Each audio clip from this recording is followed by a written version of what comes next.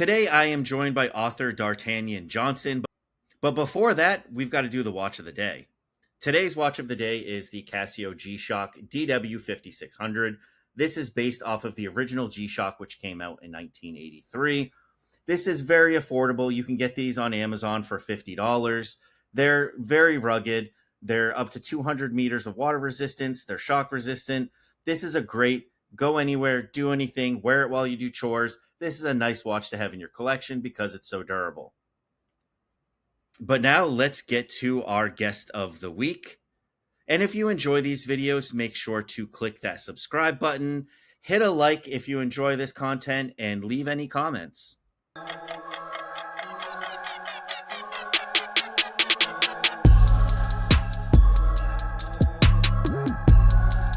Welcome to Books and Beyond with That Guy Jay. I am, of course, That Guy Jay, and today I am joined by author Dartanyan Johnson.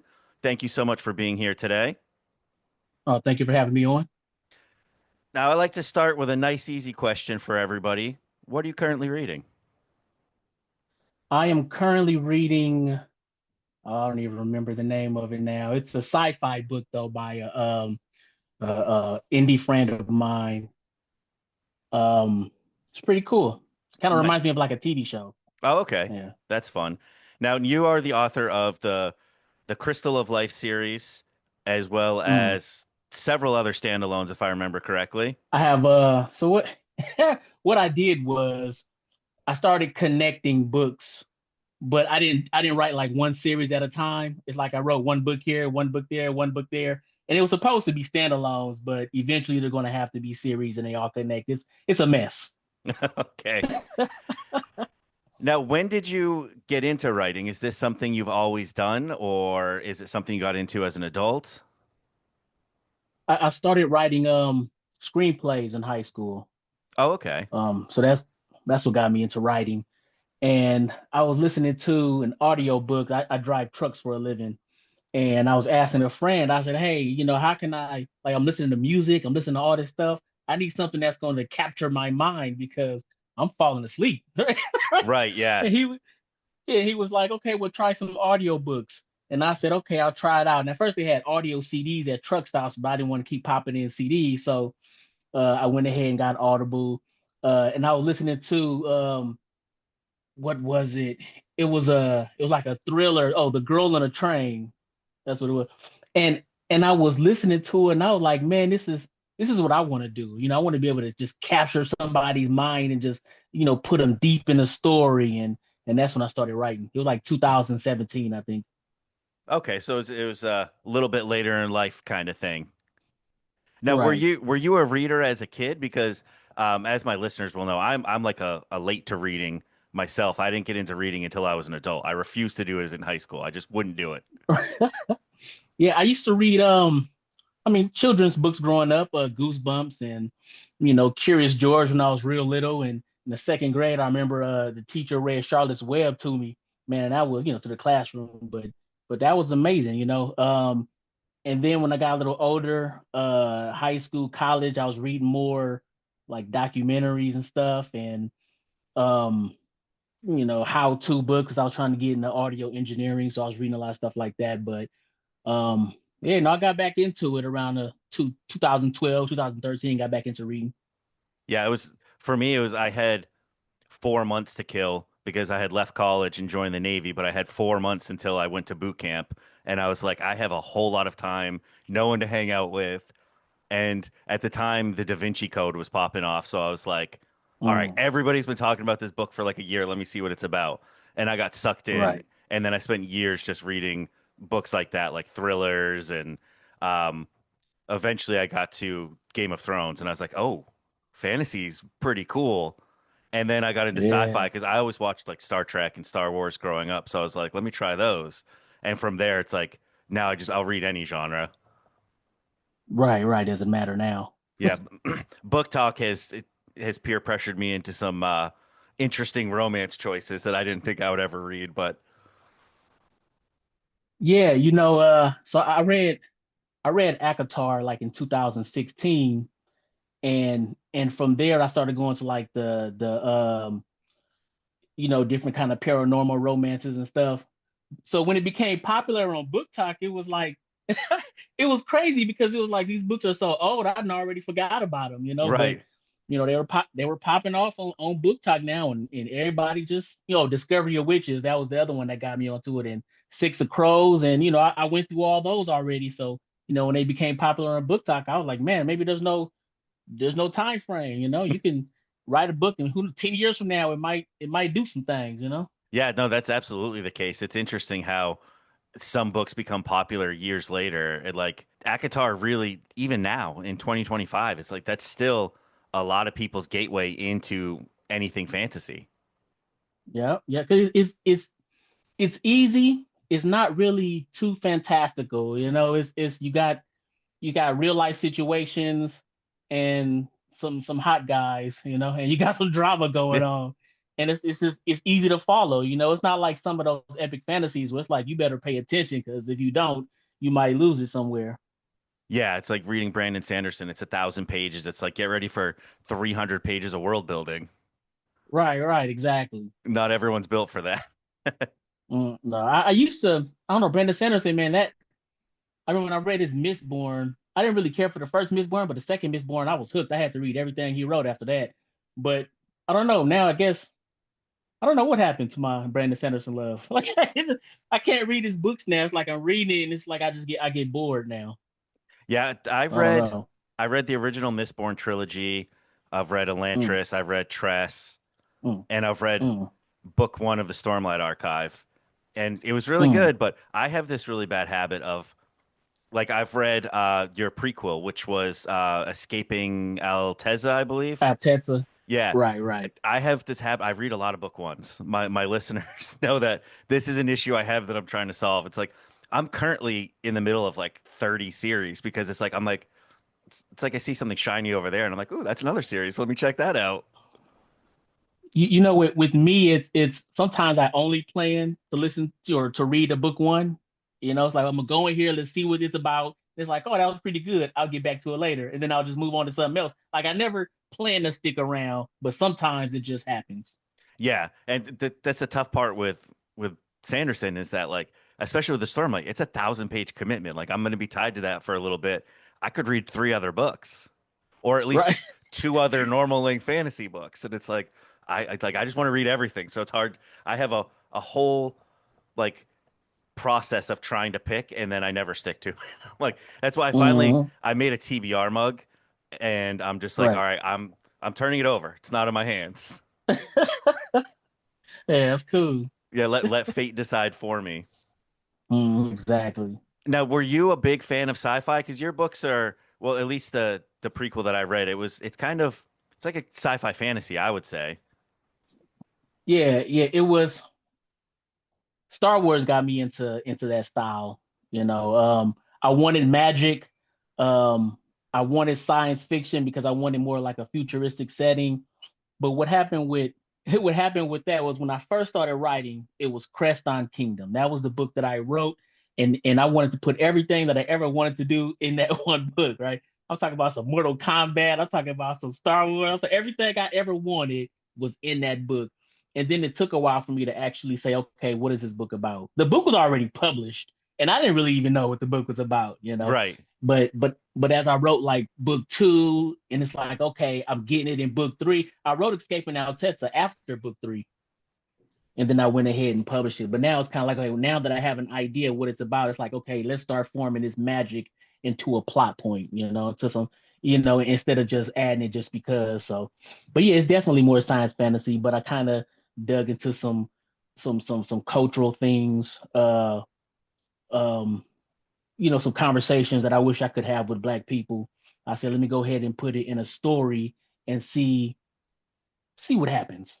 Yeah, I really liked that in the prequel though, was that you had the cultural aspect to it. It's it's something that's pretty different for sci-fi. I think the space is getting a little better, but sci-fi used to be pretty heavily white male. Mm, I mean, for right, most right. of its existence. And then there are some,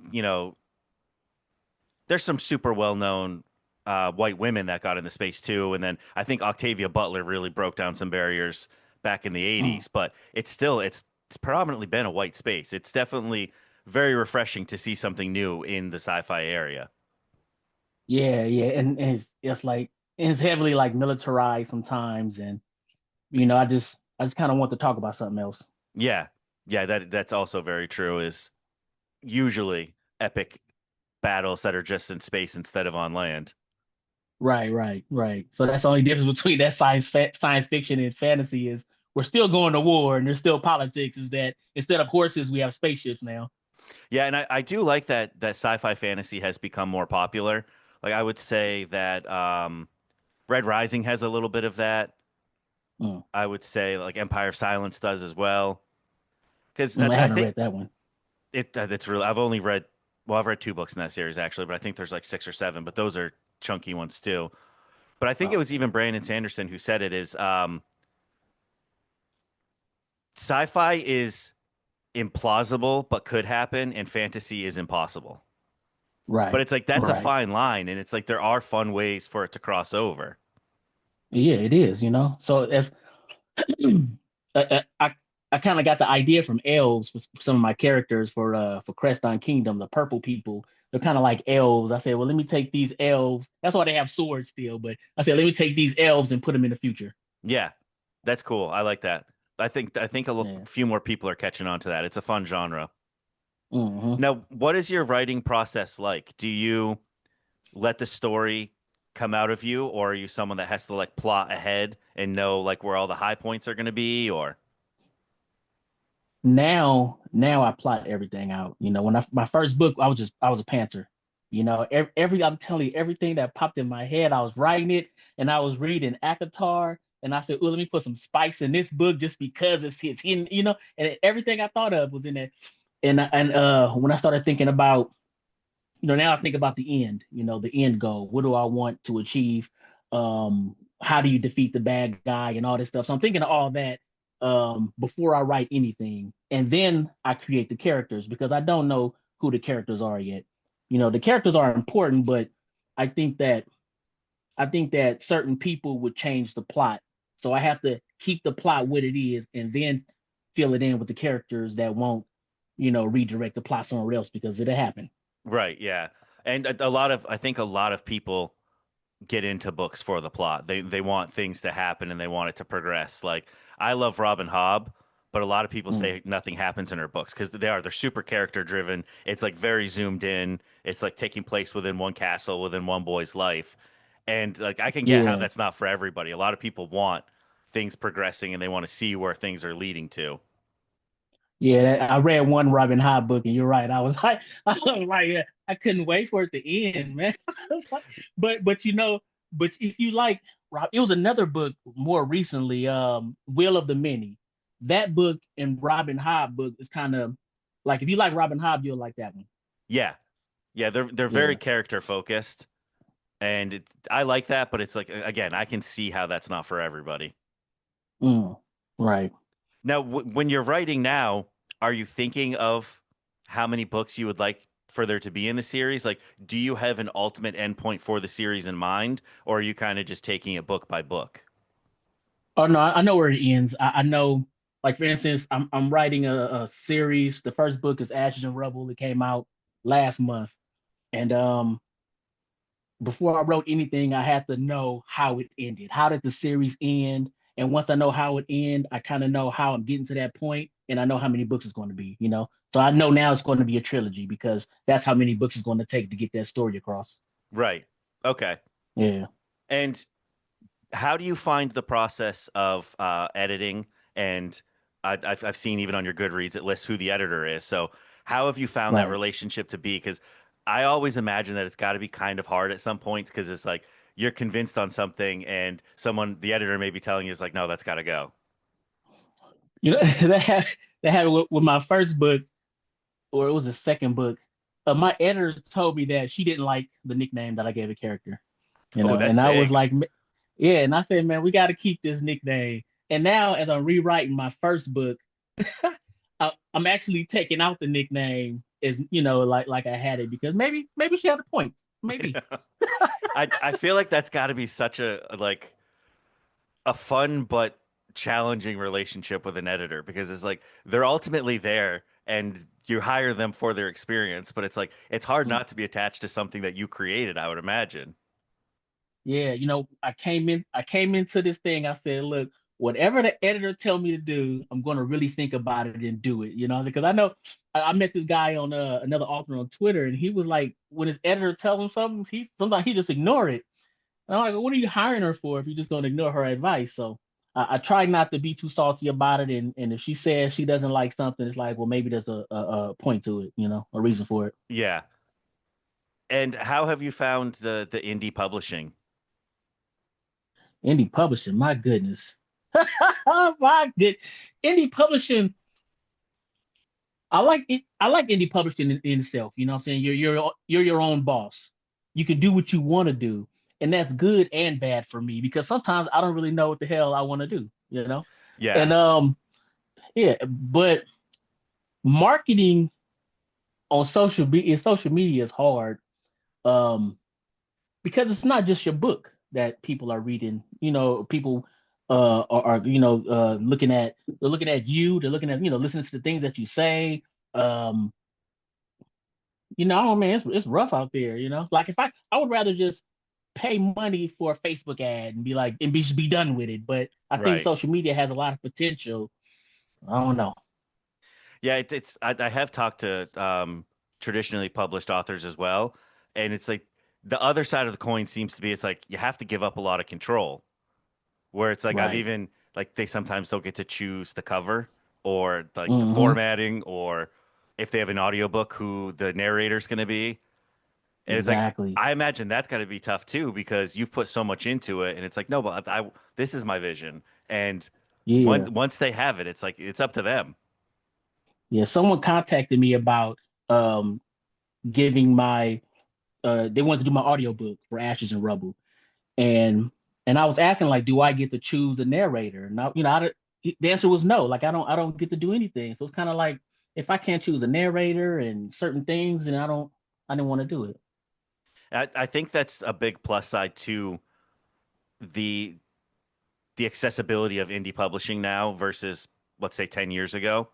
I think we're Right. getting to see so many stories that wouldn't get told otherwise Mm, because trad publishing is very set on, what's going to work. And I think it takes them a long time to catch up with what the trends are right. because, I mean, they're a money machine. They're not necessarily in it for the best story. They're in it for which story will make the most money. Yeah. And And I wondered about. Oh, sorry. I wondered about like I was reading books by black authors, and certain things are happening in those books that are happening in the other books that they're writing, and I wonder how much control they have over that, or if the publisher is saying no, we're not going to go in this direction. You have to do this other thing because they're too similar for them to just somehow come up with the same ideas. yeah, yeah. And I would imagine that there is probably a lot of input from the publishers on how the story should be told. And I would imagine it's hard to, in some situations, keep an authentic voice to what you were trying Mm, to create because I mean we do know that there's problems within the trad publishing industry with being very white male. I mean right, right. that's traditionally been a problem. It still is. They've gotten better in some senses, but some of it also feels performative. So it's like it's really hard to read. It's like hard to tell how Hmm. genuine they are with it. But I think that is Yeah. like a really cool part of the indie space now, especially book talk. I've found so many indie books that I wouldn't have heard of otherwise. I mean, I found you. I think I've been following you on book talk for a couple years now, and Mm, it was originally just for kind of the funny content because you do come up with right, right, some funny ideas. But I was like, you know what? I've liked 100 of these videos. I should check the book out. And right. it's like I've come across so many books that I really enjoyed that were indie published, and it was all just because I saw some silly content on book talk. Yeah, exactly. I was reading it was an older lady. I was reading one of her books that kind of reminded me of like Hunger Games, but like Greek gods kind of thing and like Egyptian setting. That's kind of what it felt like to me. But the book was good though. It actually came out in like 2014. I'm like, man, it's crazy how good this book was and like it's almost like nobody ever heard of it until Book Talk or something. But you know, I think book talk has proved that being traditionally published doesn't necessarily equal a better book, and being indie doesn't, equal a less capable author. It's just a Yeah, matter we know of, that. yeah. The But I reader think, stuff. well, I think readers are starting to get onto that. I really do. I think Book Talk has Yeah, helped in that sense because I have a lot of mutuals on Book Talk that will take, they'll choose months and they're like, all right, this month is going to be all, I'm going to read all indie books and suggest all indie books. right, And it's like, there's a lot of right, people right. who get behind it now because they've seen how cool and unique these stories can be. And it's like, Hmm. then you look at someone like Travis Baldree with Legends and Latte. Right. That started as an indie book, and I mean, it blew up. It was great. It was very cozy and fun, and I think the more that that happens, that people can cross over and show that, like, look, these books have merit. I'm hoping that trad publishing will pick up on it, but if not, I think a lot of people are having pretty good success doing it themselves. Yeah, I think to be honest, I mean, maybe people are signing up. Like if they're having success indie, they probably go trad to get in bookstores. That's probably the biggest thing. And a lot of them are probably keeping their ebook rights. I mean that would be ideal, to Yeah, me. yeah. The indie part of it does seem it seems fun, but that's a lot of hats. Hmm. That's what Exactly. I've figured out a little bit of that with producing my own podcast because 7 months ago I didn't know how to do any of this, and I was like, well, I guess we're learning videography, audio engineering, editing. We're gonna do it all on the fly. Yeah, exactly. Yeah, that's how best way to learn. Now, looking back to your first book, what was it like when you got that first sample paperback in your hand with your name on the cover? How did that feel? It was great. I bought the cover for like $80. It was a pre-made cover. Um, I told the guy who made it, I said, "Hey, do you think you could like change her hair to silver or something like that?" And I held that book in my hand. I was like, "Man, this is it right here. This is it, man." It was wonderful. And I was zoned in when I wrote that book, because I didn't have anybody to tell me what to do, what not to do. I was just on listening to like podcasts like Joanna Penn and Mark Dawson and stuff. I'm just listening to people and just having fun. Man, they made me believe like I was gonna be successful. You know, Well, so that was good. I mean, I think being able to complete a book is success in its own right because how many people start books? It's probably a lot. How many actually finish from start to end and edit a full Right. length novel? It's probably not that many. Right, right. It feels like it's that many because I'm in that space and it just feels like everybody wrote a book, but Yeah. Mar, you're right. Now, with truck driving, obviously you have a lot of time to consume, but have you tried any writing like speak to text or anything? Because I know that there have been some advancements with software for that, but I haven't Mm. heard of any authors who use that like heavily or like as a main tool. Yeah, I don't use it. I know some people do when like they take a jog or something like that, or maybe a walk and they're talking to it, but no, I haven't got I don't my ideas, the way my ideas flow, I don't think I could just talk because I'd be mumbling and I'd be like, okay, no, I don't like that. Let me go back and do this. So it's better. I write with a notepad, pen and pad. I write on my break, I write on my lunch, you know, um, in the morning when I come home after work, because I work nights. So I come home in the morning, I write. Before I go to work, I write. That's what I gotta do. There's probably I'm thinking back to some road trips, and it's probably when I've done the most thinking in my entire life. There is something about Oh, driving where a part of it's so natural. You don't have to think about driving that much if there's not like heavy traffic. Where it's like right, half your yeah. brain really can just wander off. And sometimes when I'm when I'm listening to an audio book and I'm editing other people's I'm editing other people's stories, and I'm like, if I wrote this is how I would have did. Then my mind, I'm not even paying attention to the book anymore. My mind is going off in a whole another world. Backseat writing a little bit. Right, right, exactly. Well, that's probably useful though, just to be able to come up with different ways to approach things. Yeah, yeah. I don't know if I could turn that editor off now. I'm playing the video game Cyberpunk 2077, and I'm playing it, and I was like, hey, they should have put an M dash right here. You read the words, I'm like, that should have been a semicolon. So I don't know, man. I don't think I can turn it off. Speaking of the M dash, how do you feel about the M dash and the fact that now people are saying that that indicates Chat GPT? I've seen a lot of writers get real pissed at that. Yeah, yeah. No, I like M dashes. I actually didn't even know. My editor showed me how to use M dashes, and I was like, okay. And then I was on from that point. So I guess maybe my editor was AI. I don't know. I have seen a lot of writers call it out there. They're like, we can't let Chat GPT take this from us. The M dash is the perfect punctuation. There's a lot of Right, right. passionate M dash people out there. Man, that M dash is nice. So, do you write every day? Are you the type of person who has like a word goal for every day or just maybe a time goal for writing every day? No, I actually haven't been writing a lot for some reason. I don't know what it is, but I have been like outlining other stories, and then I'll go heavy into like I have my book Ash and Rubber that came out last month. I'm outlining book two, and I'm rewriting the first book of my space opera, which is Crestine Kingdom, but I'm changing the name. So between those two, it's like I'm outlining one and I'm summarizing and make sure I know it. And the other one is kind of like I'm in revisions. So I'm not really just starting from scratch and writing. I'm just kind of revising everything. So I'm not really in a space where I could just let all my ideas, flow on a computer. Gotcha. Now, do you have like a yearly goal for how many No, I novel don't. I don't. books you'd like to finish, or they're done when they're done? Yeah, they're done. I wrote my first book. Took about 2 years. The second book took about 9 months. I wrote a little short fantasy, like 40,000 words. That took about 4 months. It took me like 3 years to write another book.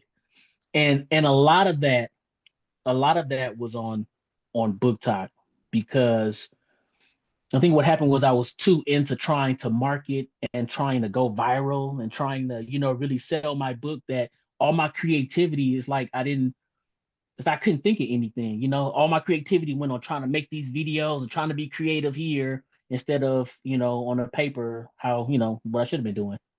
No, that's valid. I don't think people fully appreciate the amount of like effort that TikTok can take sometimes because it's like it might only be a 45-second video, but Right. getting it right because it's like it's all about timing. Like if you don't have the timing right, it's gonna just flop.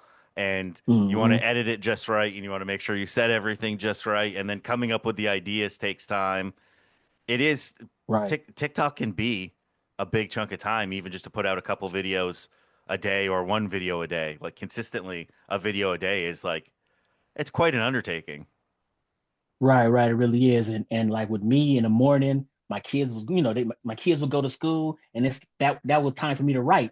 But after TikTok, it was like, well, now it's time for me to make this TikTok video since nobody's in the house. And then, now I gotta go to bed because I'm done editing and doing all that stuff. I post the video, I wake up, I'm reading comments, I'm scrolling, I'm looking at everybody's stuff. Now I gotta go to work. Yeah, And it's like I don't get to write.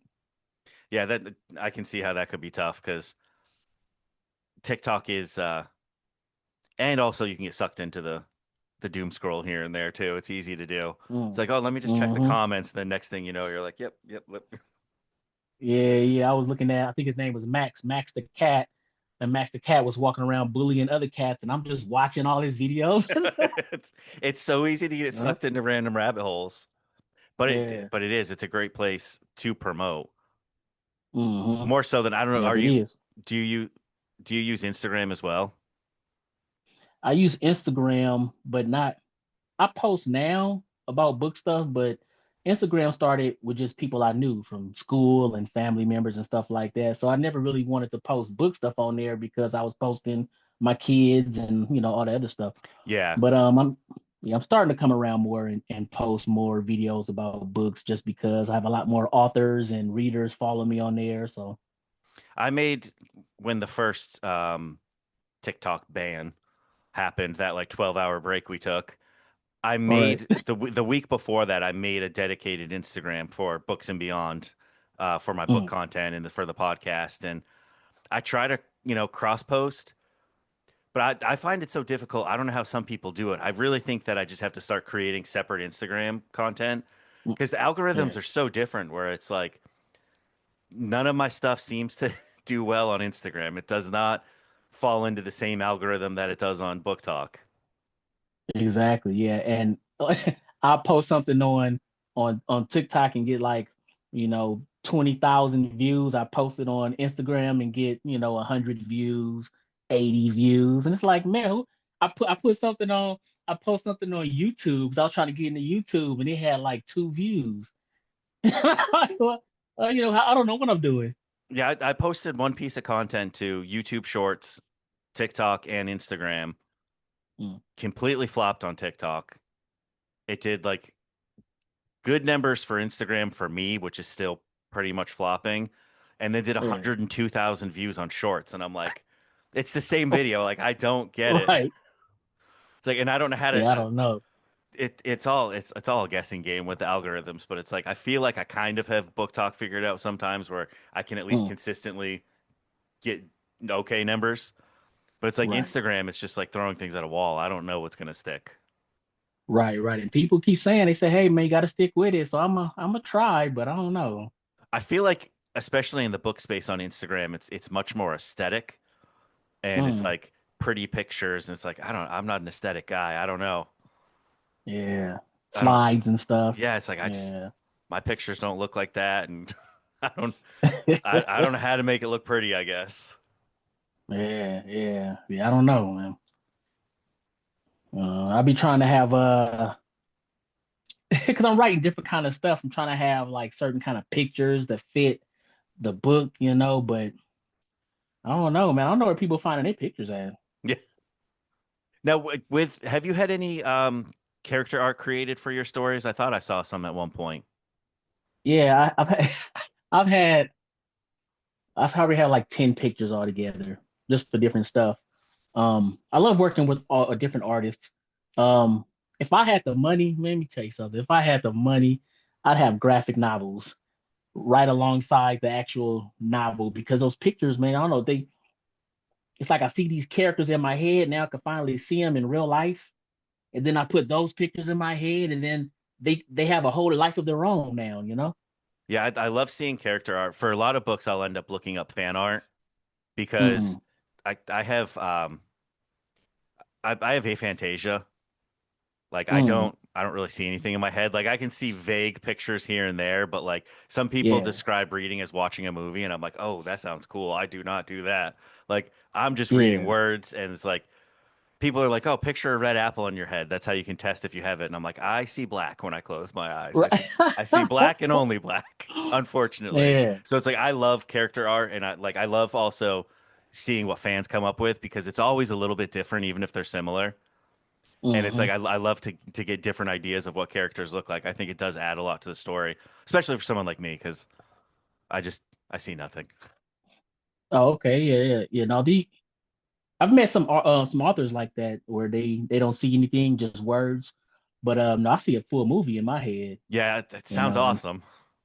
yeah, no, these characters it sounds awesome, but these characters don't go away. It's just be playing in your head forever. Like go somewhere. Now, have you hired artists for all the covers after that first one? Yeah, so I hired someone for the first. I hired someone for all the covers eventually. One of them was somebody different for the third cover. But what happened was I'm changing all the covers again. I'm just going to go more science fiction kind of with the spaceship and stuff like that because I think I'm losing people at the cover or something. I don't know, man. I have to figure something out, and I want everything to kind of have the same feel. That's why I changed the Escaping Altetsa cover because I just wanted something. I wanted people to know this is science fiction or science fantasy. Um, and maybe the cartoon image I had at first made it look like it was something different. I don't know. Yeah, no, I'm it's just trying possible. stuff. I don't know. It's possible. Yeah. I mean, they always say don't judge a book by its cover, but we all do. Yeah, right. So Oh, I mean, that's what bookstores are, is a lot of like vibes and what the cover looks like. That's how you even pick it up to read the back, is like, does it look cool? right, exactly. So yeah, that's where I am right now, trying to figure out the style I want to, continue throughout the series.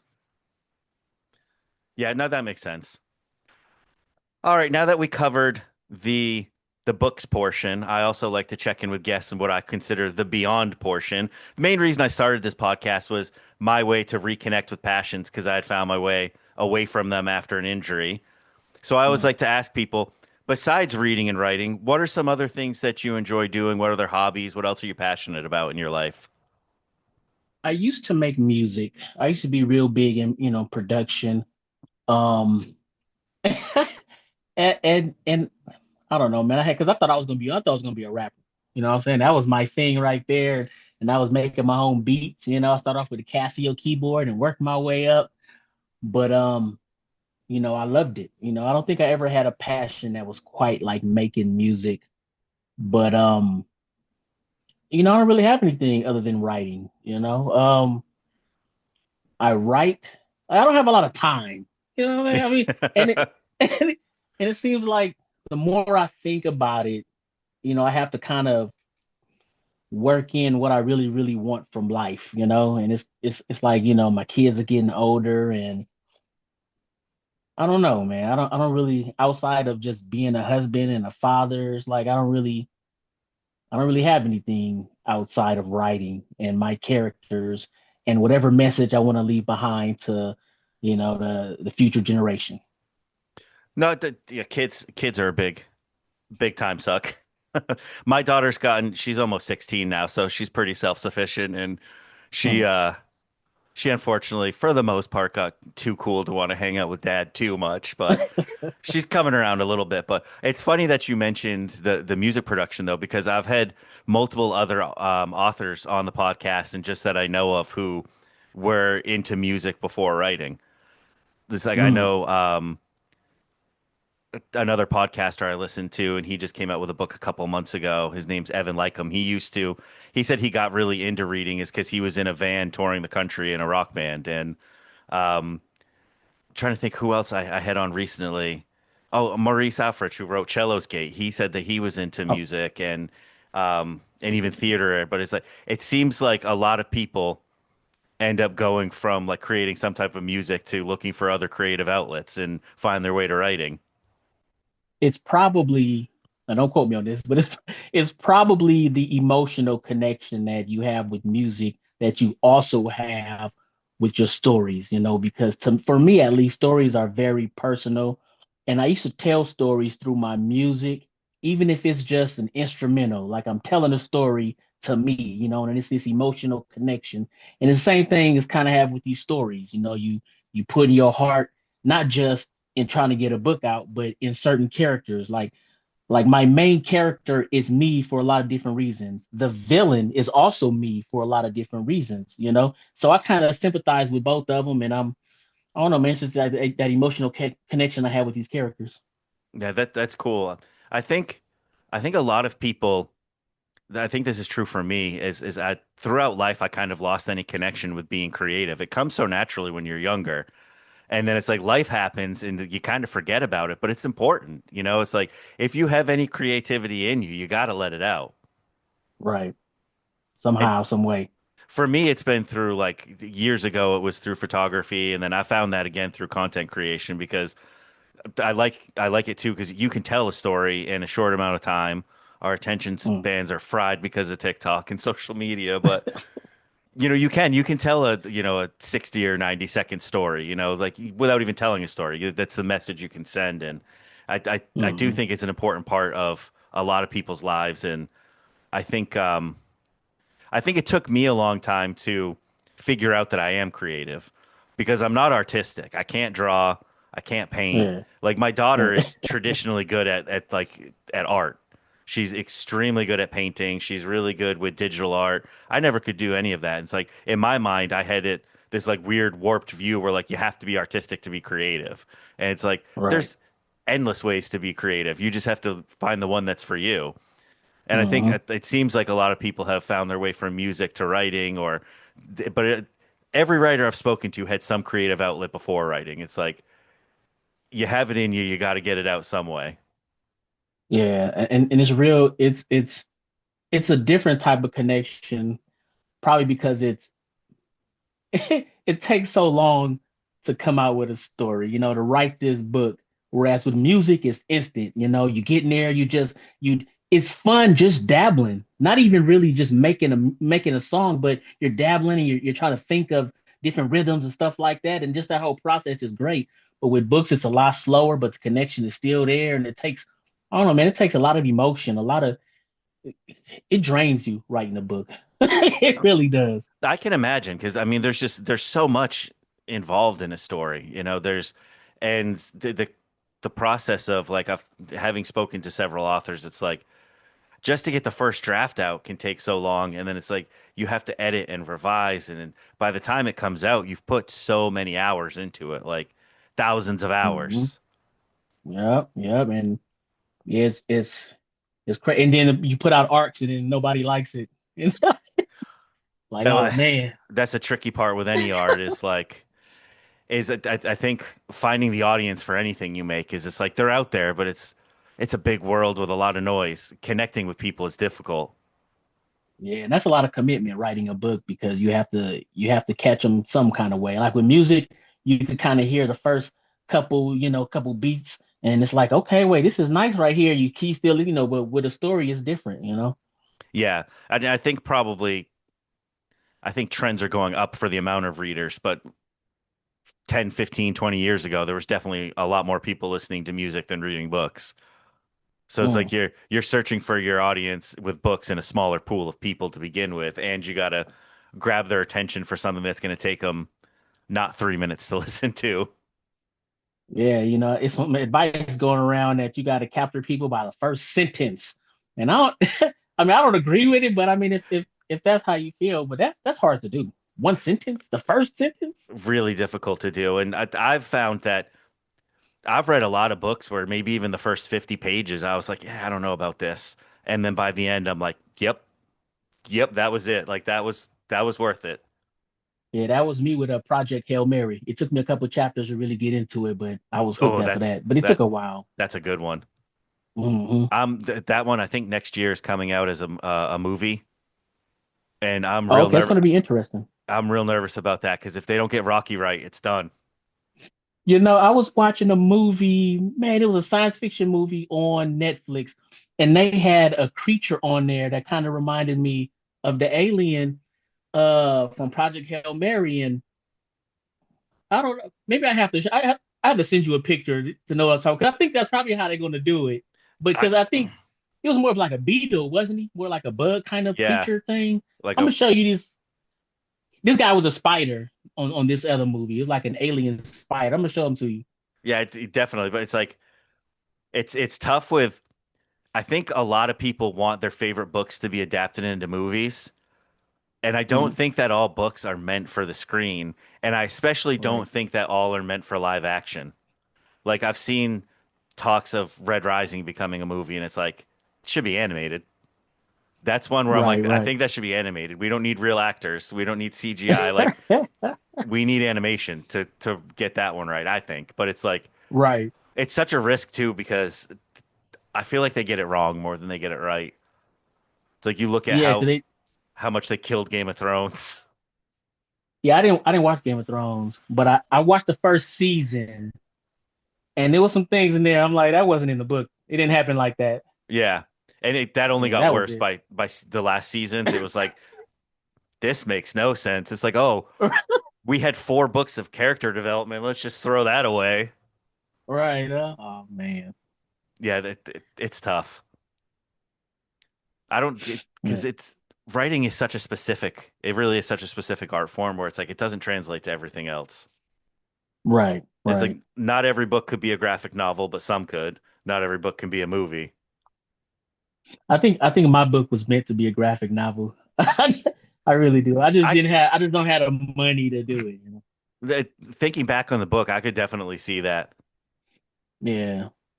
I don't read a Yeah. I ton of think graphic novels, but when I do, it's a cool way to tell a story. Yeah, yeah, and I love anime. I'm so involved in certain anime, and I remember I was watching Naruto back then and reading Bleach, and and that influenced playing Zelda. That influenced the way I envisioned the story, and I think it showed. It'll probably make a perfect graphic novel. Even when I'm listening to music, like music kind of what I'm saying, fuels my creativity. And I'm listening to songs and scenes that pop in my head, and I think it'd just be perfect if I knew how to draw, I would do it, but I'm terrible. Yeah, I can't do it either. Yeah. Not even a little. Stick figure is my limit, and it's usually going to be crooked. Yeah, I don't know if you ever saw I made a stick figure animation. Oh, did it, you? I don't think I saw it that took one. it took so long. And it was only like it was probably like 10 slides or something like that. It took me so long to do that. That's a whole other skill. Mhm. Oh. All right. Well, I think I've eaten up about an hour of your time here. Besides TikTok, where else can people find you? Where's the best place to buy your book? I'm on Instagram. I'm on Threads. Threads is a little different. I'm still promoting myself on Threads, but I'm just really rambling on Threads, just talking about just different stuff that pops in my head. I write on there. So don't look. If you're trying to find me and my work, you don't want to go on Threads. Okay. It's just me starting trash. Um, and my books right now, they're on Amazon. Um, I will try to start selling direct signed copies in the future, but for right now, they're just on Amazon. And in August, they'll be wide. The end of August. And are they all on Kindle Unlimited? Yeah, so what happened was it's on Kindle Unlimited right now. My Okay. Ashes and Rubble, this one right here. Yeah, this is on Kindle Unlimited, but at the end of August, it's not going to be there anymore because Kindle Unlimited has never really been great for me. But I've done it just in case, just in case some people wanted to read it that had a subscription, but it's never really done much for me. So I'm Yeah, I've, going I've wide again. I've heard very mixed things about it. But all right, well, so you have till August. Go check it out, guys. If you have KU, go give it a read. I'll make sure to Right. put links to all your socials in the episode description. Oh, okay. Thank you. And thank you so much for joining me today. I really had a good time. Oh, thanks for having me on. And next time I'm gonna try to have my thoughts more organized. No, yeah, no problem. This was fun though. Yeah, it was. Yeah. All right. I'll see you later. All right. Take care, man.